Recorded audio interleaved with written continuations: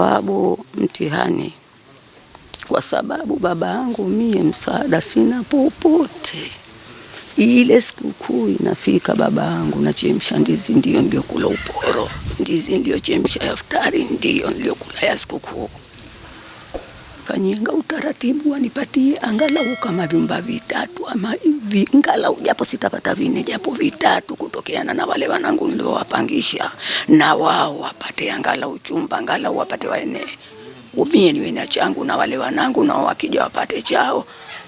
Nikitokezewa angalau ni mgeni, basi naye apate kujisikia. Hicho ndicho ninachokiomba. Lakini babangu kwa msaada wa kusema na msaada wa hapa na pale sina wa mtu yoyote, niko tu.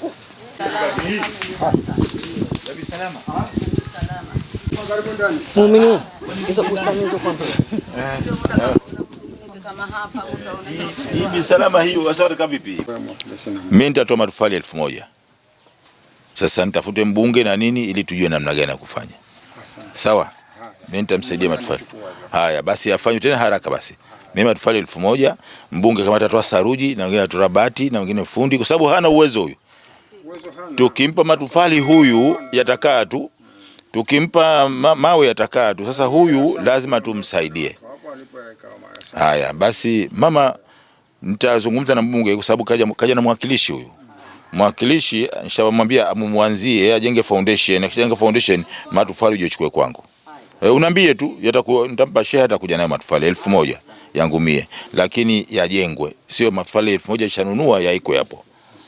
Yajengewe. Kwa maana hiyo tuambie mbunge na mwakilishi tujue namna gani ya kumsaidia mama. Kama mwakilishi au mbunge atatoa bati, mmoja atatoa pengine fundi na saruji, mimi nitawapa matofali 1000. Yameisha mama. Mheshimiwa, na rasilimali yote ya kifusi mchanga, sisi wizara yetu itahudumia yote ambacho kitakuwa kinahitajika kwenye mchanga, kwenye mawe. Mtuambie kama haya yaliyopo yatakuwa hayatoshi, basi wizara ya ujenzi, masuala na uchukuzi na pia itachangia kwenye vitu hivyo kwa ajili ya kuhakikisha mama anapata makazi bora naye na makazi rasmi ili ya kuishi na maisha yake. Ingia mifuko ya saruji, mifuko 30 ya saruji. Mambo mazuri sana. Mkoa kwa ujio wako tumefarajika sana, na umewapa kuona wananchi wako katika shehe yangu ya Kutini, ambao kilio kikubwa kiko katika eneo hili hapa.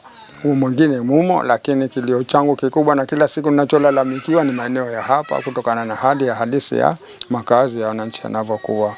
Kwa hivyo ujio wenu wa leo nimefarajika sana, na nategemea kwamba tutashirikiana ili tuone kwamba tunaondosha kadhia hizi za wananchi katika maeneo yote kijumla. Haya, sheha, nataka umsimamie huyu mama.